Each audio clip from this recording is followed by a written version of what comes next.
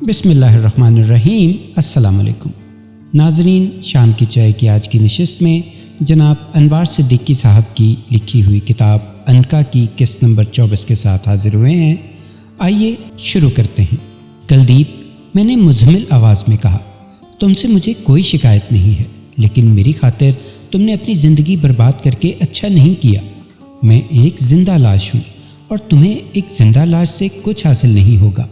بہتر ہوگا کہ تم اپنے ماں باپ کے پاس واپس چلی جاؤ۔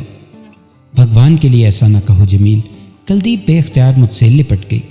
تمہارے بنا میرا جیون بیکار ہے، میں تمہاری داسی ہوں، مجھے اپنے چرنوں میں رہنے دو جمیل، میں اس سے زیادہ تم سے کچھ نہیں مانگوں گی۔ تمہارے سینے میں دل ہے تو مجھے محسوس کرو۔ کلدیپ میرے سینے پر سر رکھ کر روتی رہی۔ میں نے اسے بہت سمجھایا، لیکن وہ کسی طرح مجھ سے علیحدہ ہونے پر آمادہ نہ ہوئی۔ عنقا خاموشی سے سب کچھ سن رہی تھی۔ کلدیپ کی آہوزاری دیکھ کر بولی، جمیل، یہ ایک شریف اور عزت دار لڑکی ہے، اس غریب کو کس جرم کی سزا دے رہے ہو؟ تم اس کی اتنی سفارش کیوں کر رہی ہو؟ میں نے چپتے ہوئے لہجے میں کہا۔ اس لیے کہ وہ تم سے محبت کرتی ہے، میری طرح، نرگس کی طرح، اور یوں بھی اب تمہیں کسی سہارے کی ضرورت ہے۔ میرا دل اب کسی چیز میں نہیں لگتا عنقا، میں نے آزردگی سے کہا۔ کلدیپ کا جی بھی تمہارے سوا کسی میں نہیں لگتا۔ میں نے کلدیپ کی طرف دیکھا، اس کی قربانیاں دیکھ کر میرے دل میں اس کے لیے بے اختیار پیار کا جذبہ امڑ آیا۔ میں اس کے الجھے بالوں میں اپنی انگلیوں سے کنگھی کرنے لگا۔ اس نے میری خاطر اپنے والدین تک کو چھوڑ دیا تھا۔ 3 بے کیف دن گزر گئے۔ ہوٹل میں پڑے پڑے میرا دل اکتا گیا تھا۔ عنقا بدری نارائن پر نظر رکھے ہوئے تھی۔ میں بہت بے چینی محسوس کر رہا تھا، جیسے سر پہ کوئی بوجھ ہو۔ چوتھے روز میں عنقا سے باتیں کر رہا تھا کہ اچانک مجھے تربینی داس یاد آ گیا۔ میں نے سوچا لگے ہاتھوں اس کا حساب بھی بے باک کر دوں۔ چنانچہ میں نے اسی شام تربینی سے ملنے کا پروگرام بنا لیا۔ عنقا کو میں نے اس ضمن میں قبل از وقت کچھ نہیں بتایا تھا۔ کلدیپ نے مجھے باہر جانے سے روکنے کی بہت کوشش کی۔ اسے ابھی تک غالباً میری ذہنی کیفیت پر شبہ تھا، لیکن میں نے اسے سمجھا دیا تھا اور ہوٹل سے باہر آ گیا۔ ٹیکسی پر بیٹھ کر جب میں تربینی کی طرف روانہ ہوا تو عنقا نے از خود کہا، تربینی آج کل بڑے ٹھاٹ کی زندگی بسر کر رہا ہے جمیل۔ اس نے پونا کے ایک اور پجاری سے گٹھ جوڑ کر لیا ہے، کچھ منتر جنتر پہلے سے جانتا تھا، کام چلا رہا ہے اپنا۔ ہو سکتا ہے تربینی کے لیے یہ شام زندگی کی آخری شام ثابت ہو، میں نے سرسری انداز میں کہا۔ مجھے یاد ہے اس نے میرے ساتھ کیا سلوک کیا تھا۔ اسے ضرور سزا دو جمیل، وہ بڑا عیار شخص ہے، مجھ سے زیادہ اسے کون جانے گا۔ ٹیکسی جب تربینی کے مکان کے سامنے رکی تو میں حیرت زدہ رہ گیا، کیونکہ جو حویلی میں نے عنقا کے ذریعے جلا کر راکھ کرا دی تھی اور اب پہلے سے بھی زیادہ شاندار عمارت کی صورت میں میری نظروں کے سامنے موجود تھی۔ میں دل ہی دل میں پیچ و تاب کھاتا ہوا اترا اور ٹیکسی کا کرایہ ادا کر کے تربینی کی حویلی میں بے دھڑک داخل ہو گیا۔ پھاٹک پر کھڑے ہوئے دربان کو عنقا نے رام کر لیا تھا، اس لیے اس نے کوئی مزاحمت نہیں کی۔ حویلی کے اندرونی حصے کا نقشہ پہلے ہی جیسا تھا۔ میں سیدھا تربینی کی خوابگاہ کی طرف چلا۔ اندر داخل ہوا تو تربینی کے پاس حسب معمول 2-3 حسین لڑکیاں بیٹھی ہوئی نظر آئیں۔ میرے خون کی گردش تیز ہو گئی۔ جس تربینی کو میں بدترین حالات میں دیکھنے کا خواہش مند تھا، وہ میری نظروں کے سامنے بہترین حالت میں موجود تھا۔ اس کا چہرہ کسی قدر مسخ ہو گیا تھا، لیکن اس کے انداز میں اب بھی وہی جلال اور وہی وقار تھا۔ تربینی کی نظریں مجھ سے 2-4 ہوئیں تو وہ دم بخود رہ گیا۔ شاید اسے اپنی بینائی پر شبہ ہو رہا تھا۔ وہ حیرت سے مجھے تکتا رہا، پھر ایک لڑکی کو اپنے پہلو سے ہٹا کر تیزی سے اٹھا اور میرے قریب آ کر ہاتھ باندھ کر بولا، میرے بھاگ خان صاحب، جو آپ نے مجھے یاد رکھا۔ لڑکیاں اپنا بے ترتیب لباس سنبھالتی ہوئی دوسرے کمرے میں جا چکی تھیں۔ میں نے تربینی کی آنکھوں میں آنکھیں ڈال کر نفرت سے جواب دیا، تربینی، تم نے یہ کیسے سوچ لیا تھا کہ میں تمہیں بھول جاؤں گا؟ تم نے تو مجھ پر بڑے احسان کیے ہیں، آج تک مجھے تمہارا سلوک اچھی طرح یاد ہے۔ مجھے حیرت ہے کہ تم ابھی تک زندہ ہو، تمہیں تو مر جانا چاہیے تھا، یا اگر اپنے ڈھیٹ پن کی وجہ سے زندہ ہی ہو تو تمہیں فٹ پاتھوں پر بھیک مانگتا ہوا نظر آنا چاہیے تھا۔ پدھاریے خان صاحب، تربینی نے خوش آمدانہ انداز میں کہا، گزری ہوئی باتیں بھول جائیے۔ چاپلوسی بند کرو تربینی داس، تم خوب سمجھ رہے ہو کہ میں کس ارادے سے آیا ہوں، میں نے درست لہجے میں کہا۔ گزشتہ مرتبہ میں جلدی میں تھا، اس لیے تمہارے احسانات کا بدلہ نہیں چکا سکا تھا، لیکن آج میں اگلے پچھلے تمام حساب بے باک کرنے کا پکا ارادہ لے کر آیا ہوں۔ تربینی نے میرے بگڑے ہوئے تیور دیکھے اور میری تلخ و ترش باتوں کا مفہوم سمجھا تو سرتاپا لرز اٹھا، ہاتھ جوڑ کر بولا، خان صاحب مجھے क्षमा کر دیجئے، میں ہاتھ باندھ کر بنتی کرتا ہوں۔ क्षमा کر دوں اور تمہیں؟ پہلی بار میرے ہونٹوں پر طنزیہ مسکراہٹ ابھری۔ پچھلی باتیں یاد کرو تربینی داس، تم نے بھی کبھی مجھے क्षमा کرنے کی کوشش کی تھی؟ جواب میں تربینی داس نے جھک کر میرے پیر پکڑ لیے اور گڑ گڑا کر بولا، خان صاحب میں جانتا ہوں کہ میں نے آپ کے ساتھ اچھا برتاؤ نہیں کیا، پرنتو پہلے میری آنکھوں پر پردہ پڑا ہوا تھا، میں اندھا ہو گیا تھا، مجھے क्षमा کر دیجئے خان صاحب۔ میں نے غصے سے تربینی کے سر کے بال پکڑے اور اسے اٹھا کر کھڑا کرتے ہوئے حقارت سے کہا، تربینی داس تم نے انکا کو مجھ سے چھین کر میری زندگی برباد کر دی تھی، تم اندازہ بھی نہیں کر سکتے کہ تمہاری اس حرکت سے مجھے کتنے بھاری نقصان اٹھانے پڑے ہیں۔ سنو تربینی، میں یہاں وقت ضائع کرنے نہیں آیا ہوں، تم نے بہت دن آرام سے گزارے، آج سے تمہارے برے دنوں کا آغاز ہو رہا ہے، میں تمہیں اپاہج کر کے سڑکوں پر بھیک مانگنے کے لیے مجبور کر دوں گا، تم آوارہ کتوں کی طرح گندی نالیوں میں پڑے رہو گے اور کوئی شخص تم پر ترس بھی نہیں کھائے گا، میں تمہیں سسکا سسکا کر اور تڑپا تڑپا کر بڑی اذیت ناک زندگی گزارنے پر مجبور کر دوں گا، اطمینان رکھو میں تمہیں ہلاک نہیں کروں گا۔ تربینی سر سے پاؤں تک اس طرح لرز اٹھا تھا جیسے اس نے کڑکڑاتی سردی میں ٹھنڈے پانی سے غسل کر لیا ہو، اس کی آنکھوں میں موت کے سائے کانپ رہے تھے، چہرے کی رنگت زرد پڑ چکی تھی۔ وہ مجھے رحم طلب نظروں سے دیکھ کر ہکلاتے ہوئے بولا، خان صاحب آپ کی دھرم پتنی پر جو کچھ بیتی ہے اس نے آپ کو بیاکل کر دیا ہے، پرنتو اب آپ مجھے اپنا متر سمجھیں، شاید میں آپ کے کسی کام آ جاؤں۔ اگر آپ میری بات سنیں تو میں آپ کو ایک ایسا اپائے بتا سکتا ہوں جو پنڈت بدری نارائن کو کالی کے مندر سے باہر نکلنے پر مجبور کر دے گا۔ تربینی، بدری نارائن کا نام سن کر میں نے تربینی کے بال چھوڑ دیے اور اسے زہر بھری نگاہوں سے گھور کر بولا، جلدی بتاؤ کیا تم اس کمینے پنڈت کو مندر سے باہر نکالنے میں میری کوئی مدد کر سکتے ہو؟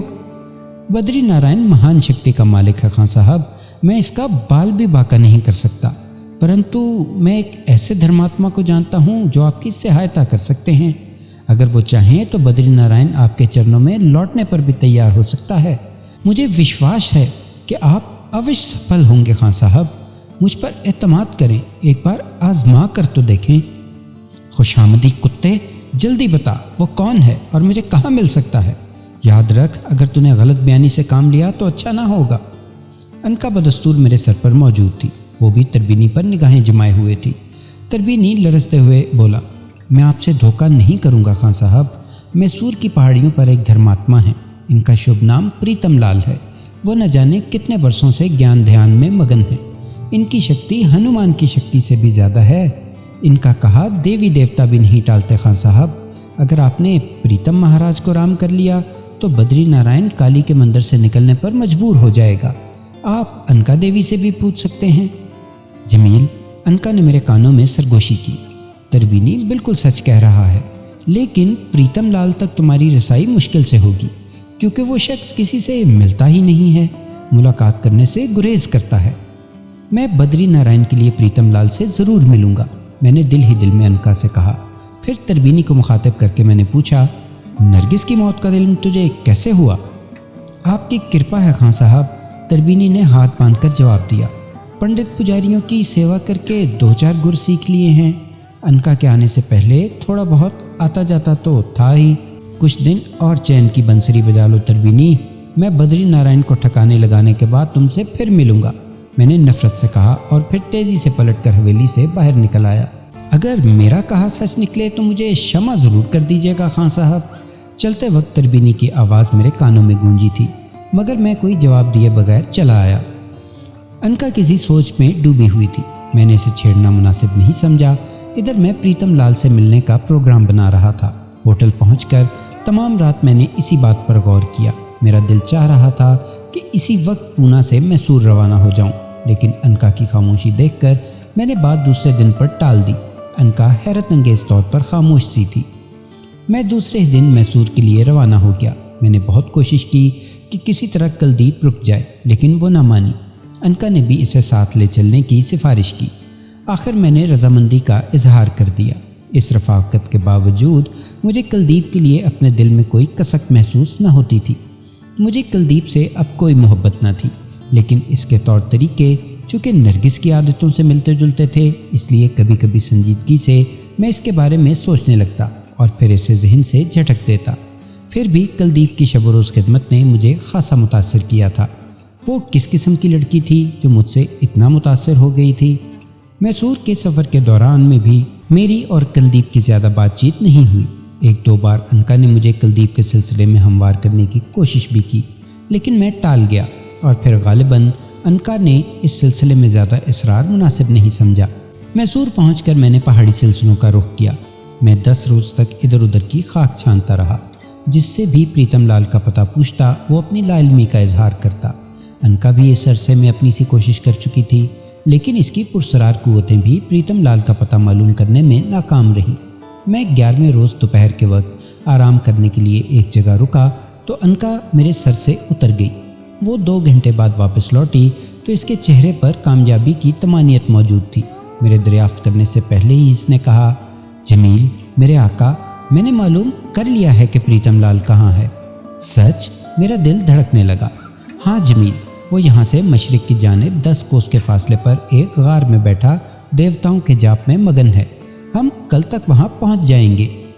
تمہیں یہ سب کچھ معلوم کرنے میں اس سے پہلے دشواری درپیش تھی؟ میں نے پوچھا۔ پریتم لال نے ایسا حصار کھینچ رکھا ہے جس کے اندر کی بات کوئی نہیں جان سکتا۔ یہی وجہ تھی کہ آج تک مجھے مایوسی ہوئی، لیکن آج اتفاق سے مجھے پہاڑی پر ایک پجارن نظر آ گئی۔ میرا ماتھا ٹھنکا۔ میں نے اس پر اپنی قوت آزمائی کی تو اس نے مجھے سب کچھ بتا دیا۔ وہ پجارن 2 سال سے پریتم لال کی خدمت کر رہی ہے۔ حیرت ہے جمیل کہ اتنی خوبصورت اور حسین لڑکی پہاڑی کی اس ویرانی میں بھی خوش ہے۔ بمبئی والی آشا یاد ہے تمہیں؟ اس سے لاکھ درجے حسین ہے وہ۔ میں نے پجارن کے بارے میں اظہار خیال پر کوئی تبصرہ نہیں کیا۔ میں کچھ دیر آرام کرنے کے بعد اٹھا اور مشرق کی سمت چل پڑا۔ کلدیپ بھی میرے ساتھ تھی۔ اس نے ابھی تک مجھ سے کوئی گلہ نہیں کیا تھا۔ وہ ایک سچی خدمت گزار کی طرح میری خدمت میں مگن رہی تھی۔ وہ عجیب و غریب طور پر بدل گئی تھی۔ ایک ماڈرن اور اپ ٹو ڈیٹ لڑکی کی زندگی میں کیا انقلاب آ گیا تھا۔ انکا کے اندازے کے مطابق دوسرے روز میں اس علاقے میں پہنچ گیا جہاں پریتم لال کسی غار میں بیٹھا جاپ کر رہا تھا۔ پہاڑی علاقے کا یہ حصہ گھنے درختوں کے درمیان واقع تھا اور ایسی ڈھلان پر تھا کہ عام لوگ مشکل ہی سے ادھر کا رخ کر سکتے تھے۔ یہ بڑی پرسرار جگہ تھی۔ پریتم لال نے واقعی کچھ سوچ سمجھ کر اس جگہ کا انتخاب کیا تھا۔ میں درختوں کے درمیان سے راستہ بناتا ہوا آگے بڑھ رہا تھا کہ انکا نے کہا، جمیل تم اور کلدیپ یہیں ٹھہرو، میں کوشش کرتی ہوں کہ پریتم لال کی مصروفیات کا اندازہ لگا سکوں۔ کیا مطلب؟ دیوی دیوتاؤں کا جاپ کرتے وقت پجاری مختلف کیفیتوں سے دوچار ہوتے ہیں۔ اگر پریتم لال اس وقت مدہوشی کی حالت میں ہوا تو پھر ہمیں انتظار کرنا پڑے گا، جلد بازی سے کام بگڑ جائے گا۔ انکا کو گئے ہوئے کافی دیر ہو گئی۔ جتنی دیر ہوتی جا رہی تھی میری بے چینی بڑھتی جا رہی تھی۔ میں ایک درخت سے ٹیک لگائے بیٹھا انکا کا منتظر تھا۔ جس جگہ میں بیٹھا تھا وہ قدرے ہموار تھی۔ دور کسی جھرنے کی آواز ابھر رہی تھی۔ ادھر تھکن سے میرا جسم چور چور ہو رہا تھا۔ پہاڑی پر چڑھنے سے سانس پھولا ہوا تھا۔ میرے ذہن میں ایک ترکیب آئی، اگر میں غسل کر لوں تو تھکن کا احساس ختم ہو جائے گا۔ آنے والے لمحات سے نمٹنے کے لیے میرا پوری طرح تیار ہونا ضروری تھا۔ میں نے اٹھتے ہوئے کلدیپ سے کہا، کلدیپ تم یہیں ٹھہرو، میں ذرا نہا کر آتا ہوں۔ یہاں پانی کہاں ملے گا جمیل؟ کلدیپ نے کہا۔ میرا خیال ہے کہیں قریب ہی پہاڑی جھرنا موجود ہے۔ کیا تم پانی گرنے کی آواز نہیں سن رہی ہو؟ کلدیپ نے ایک لمحے کے لیے غور کیا، پھر بولی، مجھے تو ایسی کوئی آواز سنائی نہیں دے رہی ہے۔ تعجب ہے، مجھے تو وہ آواز صاف آ رہی ہے، بلکہ کسی لڑکی کے بھجن گانے کی آواز بھی آ رہی ہے۔ تم یہیں ٹھہرو، میں ابھی دیکھ کر آتا ہوں، میں نے کلدیپ سے کہا، اور پھر درختوں کے درمیان راستہ بناتا ہوا نشیب کی طرف قدم اٹھانے لگا۔ کچھ فاصلے کے بعد میں کھلی جگہ پہنچ گیا۔ قرب و جوار پر نظر ڈالی تو جھرنا کہیں نظر نہیں آیا، البتہ بھجن اور جھرنے کی آواز بڑھ گئی تھی۔ میں دوبارہ آگے بڑھنے لگا۔ ابھی میں 100 قدم ہی آگے گیا ہوں گا کہ مجھے درختوں کی آڑ میں ایک جھرنا نظر آ گیا۔ بڑا دلکش منظر تھا۔ میں نے ایک بہترین قدرتی نظارے کے ساتھ ایک ہوش ربا جلوہ دیکھا۔ وہاں ایک حسین و جمیل لڑکی سرتاپا اریاں نہا رہی تھی۔ وہ اتنی حسین تھی جتنی کوئی بھی لڑکی ہو سکتی ہے۔ اس کا بدن دیکھ کر میں سب کچھ بھول گیا۔ میں یہ بھول گیا کہ میں جمیل احمد خان ہوں۔ میری عزیز بیوی نرگس کا انتقال ہو چکا ہے اور میں ایک مقصد سے یہاں آیا ہوا ہوں۔ یہ تنہائی، یہ سبزار، یہ جھرنے اور بھجن کی سریلی آوازیں خرمن عقل و ہوش پر بجلی گرا رہی تھیں۔ میں نے اپنی زندگی میں ایسا حسین نظارہ پہلے کبھی نہیں دیکھا تھا۔ کوئی زاہد خشک بھی ہوتا تو ڈگمگانے لگتا۔ میں اس کے بدن کے جادو میں کھویا ہوا اسے دیکھتا رہا۔ میری محویت کے دوران اس کی نظر مجھ پر پڑ گئی۔ اس نے ایک چیخ مار کر ہاتھوں سے اپنا بدن چھپانا چاہا، مگر وہ ناکام ہو گئی۔ پھر وہ بیٹھ گئی۔ اس کی بے بسی دیکھ کر مجھے یک گنا لطف آیا۔ میں نے اسے چھیڑنے کے لیے کہا، ارے تم تو گھبرا گئی خوبصورت لڑکی، میں تو صرف تمہیں دیکھ رہا ہوں، جاؤ یہاں سے، تم کون ہو؟ وہ اس حالت میں نہ تھی کہ بھاگ بھی سکتی اور نہ ہی اٹھ کر کپڑے اٹھا سکتی۔ مجھے نہ جانے کیا ہوا کہ میں اور آگے بڑھ گیا۔ وہ چیخ پڑی، دور ہٹو یہاں سے، دیکھو میری طرف نہ آنا۔ پھر وہ چیخنے لگی، مہاراج مہاراج۔ اس کی معصومانہ وحشت سے مجھ پر جنون سوار ہو گیا اور میں نے آگے بڑھ کر اس کا ہاتھ پکڑ لیا۔ وہ اور زور سے چیخنے لگی، اس کا چہرہ سرخ ہو گیا اور وہ تلملا کر بولی، میرے کپڑے اٹھا دو۔ ناری سمجھ کر میری بے بسی کا فائدہ اٹھا رہا ہے اپرادھی، ابھی مہاراج آ جائیں گے تو پتہ چل جائے گا۔ مہاراج کیا کر لیں گے؟ میں نے شوخی سے کہا، وہ تجھے بھسم کر دیں گے۔ میں ان سے کہوں گا کہ اتنی سندر ناری کو جنگل میں تنہا کیوں چھوڑ رکھا ہے؟ تو کون ہے اور تو کہاں سے آیا ہے؟ اس نے سہمے ہوئے انداز میں پوچھا۔ کیا تجھے نہیں معلوم کہ یہاں کوئی نہیں آ سکتا؟ یہ مہاراج پریتم لال کا استھان ہے۔ میں مہاراج پریتم لال ہی سے ملنے آیا ہوں۔ وہ کسی سے نہیں ملتے، چلا جا یہاں سے۔ اور اگر نہ جاؤں تو اپنی موت کو خود آواز دے رہا ہے۔ پیاری لڑکی، مجھے بتاؤ تم کون ہو اور یہاں کیا کرتی ہو؟ میں ایک پجارن ہوں پاپی، دیکھ مجھ پر ہاتھ نہ اٹھانا، بھگوان کے لیے یہاں سے چلا جا۔ پجارن اور پنڈت، ان لفظوں سے مجھے چڑ تھی۔ میرے ہاتھ میں سختی آ گئی۔ میں یہ واقعہ مختصر کرتا ہوں، میری زندگی کی سب سے بڑی چوک تھی۔ بات تو بہت لمبی ہو گئی تھی، مگر یہاں اس کا بیان کرنا مناسب نہیں ہے۔ مختصر یہ کہ اس دوشیزہ کی تلخ نوائی بڑھتی گئی، اس قدر کہ اس نے اپنے ایک ہاتھ سے پتھر اٹھا کر میرے سر پر مارنے کی کوشش کی۔ میں اس سے صرف مذاق کر رہا تھا۔ پہلے پتھر کا وار تو میں بچا گیا، مگر جب دوسری بار پتھر اٹھانے کے لیے جھکی تو میں نے اس کا ہاتھ مروڑ دیا۔ وہ درد سے بلبلا اٹھی۔ اس نے اپنا ہاتھ چھڑانے کے لیے زور لگانا شروع کر دیا۔ میں پہلے تو اس کی مزاحمت ٹالتا رہا، مگر جب وہ حد سے بڑھ گئی تو میں نے نرمی سے کہا، مجھ سے ڈرنے کی ضرورت نہیں سندری، کیا میں تمہیں کوئی برا آدمی دکھائی دیتا ہوں؟ سنو، میں تمہیں چھوڑے دیتا ہوں، لیکن ایک شرط پر، تم کسی طرح مجھے مہاراج تک پہنچا دو۔ میں نے اسے چھوڑنے کے لیے ایک عذر تلاش کیا۔ میں تم جیسے پاپی اور نیچ آدمی کو مہاراج سے نہیں ملوا سکتی، مجھے چھوڑ دو۔ پھر وہ مہاراج مہاراج پکارنے لگی۔ میں اسے چھوڑ دیتا، لیکن میں اسے کیسے چھوڑ دیتا اور کیوں چھوڑ دیتا؟ کون اس دلکش منظر تنہائی اور لڑکی کے بے پناہ حسن سے متاثر نہ ہوتا؟ وہ ایک سرکش لڑکی تھی، وہ ایک خوبصورت لڑکی تھی۔ میں نے چاہا کہ اسے چھوڑ دوں۔ پھر مجھ پر خوف کا غلبہ بھی ہوا، لیکن میں نے اس کے حسن جہاں سوز کا نظارہ کرنے کے لیے اسے کچھ دیر اور روک لیا۔ وہ چیختی چلاتی اور فریاد کرتی رہی۔ میں کچھ اور بے رحم ہو گیا۔ مجھے اعتراف ہے کہ میں نے اس سے دست درازی شروع کر دی تھی۔ میں کچھ اور آگے بڑھا، یہاں تک کہ اس نے رونا شروع کر دیا۔ مجھ پر اس وقت شیطان غالب تھا۔ وہ پریتم لال کی پجارن تھی اور میرے دل میں پجاریوں سے جو ایک نفرت بیٹھ گئی تھی، اس نے مجھے تشدد پر اکسایا۔ وہ کچھ ایسی ہی لڑکی تھی کہ اس پر ستم ڈھانے میں لطف آ رہا تھا۔ ابھی میں نے دست درازی کی منزل سے آگے بڑھا ہی تھا کہ وحشت زدہ انداز میں انکا میرے سر پر آ گئی۔ اس کے چہرے کا رنگ فک ہو رہا تھا۔ وہ گھبرائے ہوئے لہجے میں مجھ سے مخاطب ہوئی، جمیل، اس پجارن کو چھوڑ دو، تم یہ اچھا نہیں کر رہے ہو، ہوش میں آؤ۔ یہ بہت سرکش، مغرور اور حسین ہے۔ میں اسے چھوڑ دیتا، لیکن اب مشکل ہے۔ گھبراؤ نہیں، میں اسے ماروں گا نہیں۔ آخر تم کیوں اس کی طرفداری کر رہی ہو؟ میں نے جذبات سے مغلوب ہو کر کہا، تم اس وقت جو کچھ کر رہے ہو وہ بہت برا ہے۔ پریتم لال تک اس کی آواز پہنچ گئی ہے۔ وہ ابھی ابھی اپنا جاپ چھوڑ کر اس منڈل سے باہر نکلا ہے، اور جب پجاری اپنا جاپ چھوڑ دیتے ہیں تو مجسم قہر بن جاتے ہیں۔ تم نے ایک مہان شکتی والے دھرماتما کی پجارن پر ہاتھ اٹھا کر زبردست خطرہ مول لے لیا ہے۔ پریتم لال عظیم قوتوں کا مالک ہے۔ تم نے بنا بنایا کھیل بگاڑ لیا ہے جمیل۔ اگر تم اس وقت پریتم لال کے چکر میں پھنس گئے تو سنو میں بھی بے بس ہو جاؤں گی۔ سنو جمیل، میں کیا کہہ رہی ہوں، میری بات سمجھنے کی کوشش کرو، یہاں سے بھاگ چلو۔ انکا کی بات سن کر میں نے بادل نخواستہ پجارن کا ہاتھ چھوڑ دیا۔ میں نے اپنے جذبات پر بڑی دقت سے قابو پایا۔ میں پجارن کی طرف ہوس اور غضب کی ایک نظر ڈال کر ابھی درختوں کے جھنڈ سے باہر آیا ہی تھا کہ انکا نے مجھ سے کہا، لو وہ آ رہا ہے۔ میں نے نظر اٹھا کر دیکھا تو دنگ رہ گیا۔ ہڈیوں کا ایک پنجر پہاڑی سے نشیب کی طرف آ رہا تھا۔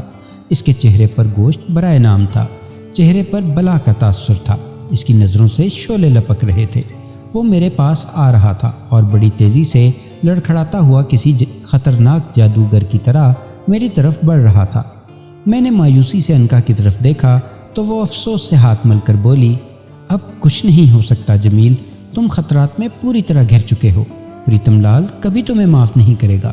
تم نے غصے میں بے قابو ہو کر اور جذبات میں بہہ کر اپنے لیے تباہی کے اسباب فراہم کر لیے ہیں۔ غور سے سن لو کہ پریتم لال کے سامنے مجھے بے بس ہونا پڑے گا۔ میں نے انکا کی زبان سے بے بسی کا لفظ سنا تو گھبرا کر رہ گیا۔ میں نے نظریں اٹھا کر پریتم لال کو دیکھا جو غیظ و غضب کے ساتھ میری طرف بڑھ رہا تھا۔ میرے پیر کپ کپانے لگے اور حلق خشک ہو گیا۔ مجھ پر دہشت طاری ہو گئی۔ میں نے فرار ہو جانا چاہا لیکن فرار کے لیے کوئی بھی راستہ نہیں تھا۔ ہڈیوں کا وہ پنجر پہاڑی سے نشیب کی طرف آ رہا تھا۔ اس کے چہرے اور آنکھوں میں ایسا سحر تھا کہ میرے قدم جیسے زمین سے چپک گئے۔ آنے والے شخص کی نظروں میں شعلے لپک رہے تھے۔ وہ غیظ و غضب کے عالم میں لڑکتا ہوا میری سمت آ رہا تھا۔ میرے جسم و جان میں لرزہ طاری ہو گیا۔ میں نے مایوسی سے انکا کی طرف دیکھا۔ وہ مجھ سے بھی زیادہ پریشان اور گھبرائی ہوئی تھی اور ٹکٹکی باندھے پریتم لال کی جانب دیکھ رہی تھی۔ میں نے ڈوبتی ہوئی آواز میں سے مخاطب کیا، انکا جلدی سے میرے بچاؤ کے لیے کوئی صورت پیدا کرو، میں اس ویرانے میں نہیں مرنا چاہتا۔ تم نے جلد بازی میں سارا کھیل چوپٹ کر دیا، انکا نے ہاتھ ملتے ہوئے جواب دیا۔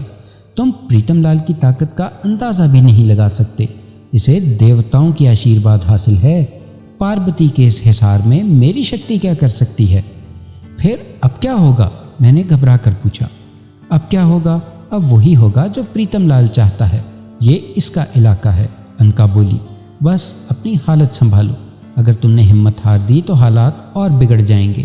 میری بات غور سے سنو، کوشش کرنا کہ پریتم لال کے سامنے تمہیں غصہ نہ آنے پائے، نہایت محتاط رہنے کی ضرورت ہے۔ اس بار تم سے کوئی غلطی سرزد ہو گئی تو تمہارے بچاؤ کے سارے راستے مسدود ہو جائیں گے۔ پریتم لال مجھ سے کوئی 10 قدم کے فاصلے پر پہنچ کر رک گیا۔ اس کے چہرے پر برائے نام ہی گوشت تھا۔ اس ہیبت ناک شکل و صورت کے شخص کو اپنے قریب کھڑا دیکھ کر میرے جسم کے رونگٹے کھڑے ہو گئے۔ اس نے تیش اور جلال کی ایک نظر میرے کانپتے ہوئے جسم پر ڈالی اور اس کی پتلیاں سکڑ گئیں۔ وہ چند لمحے اسی طرح کھڑا رہا جیسے میرے بارے میں کچھ جاننے کی کوشش کر رہا ہو۔ اسی وقت حسین پجارن درختوں کی اوٹ سے باہر نکلی۔ پریتم لال کو میرے سامنے دیکھ کر وہ ایک لمحے تھمی، پھر دوڑ کر اس کے قدموں سے لپٹ گئی اور منہ بسورتے ہوئے بولی، بابا اس پاپی نے اپنے ناپاک ہاتھ میرے شریر کو لگائے ہیں، اگر تم نہ آتے بابا تو یہ راکشس میرا دھرم نشٹ کر چکا ہوتا۔ اسے ایسا شراپ دو کہ پھر یہ کسی مجبور ناری کی اور بری نظر نہ ڈال سکے۔ پریتم لال نے بڑے پیار سے اپنا استغفانی ہاتھ پجارن کے سر پر پھیرا، لیکن اس کی نظریں میرے چہرے پر مرکوز تھیں، شاید میرے لیے کسی مناسب سزا کے بارے میں سوچ رہا تھا۔ انکا میرے سر پر کھڑی ان ناسازگار حالات سے نمٹنے کی کشمکش سے دوچار تھی۔ اس کی مایوسی نے میری وحشت میں اور اضافہ کر دیا۔ پریتم لال نے سسکیاں لیتی ہوئی پجارن کے سر پر ہاتھ پھیرنے کے بعد اسے بازو سے پکڑ کر اٹھایا اور میری سمت اشارہ کیا۔ پجارن نے حقارت سے دیکھتے ہوئے اسی سمت جانے لگی جہاں سے پریتم نیچے آیا تھا۔ اچانک اس کی کڑکدار آواز ابھری۔ ایک ناتواں جسم رکھنے کے باوجود اس کی آواز میں بڑی گرج چمک تھی۔ پاپی، مالا نے جو کچھ کہا وہ تو نے سنا؟ ناظرین، یہ تھی آج کی قسط، امید ہے آپ کو پسند آئی ہوگی۔ ملتے ہیں انشاءاللہ اگلی قسط کے ساتھ۔ اپنا بہت سا خیال رکھیے اور اپنے چینل کا بھی۔ اللہ نگہبان۔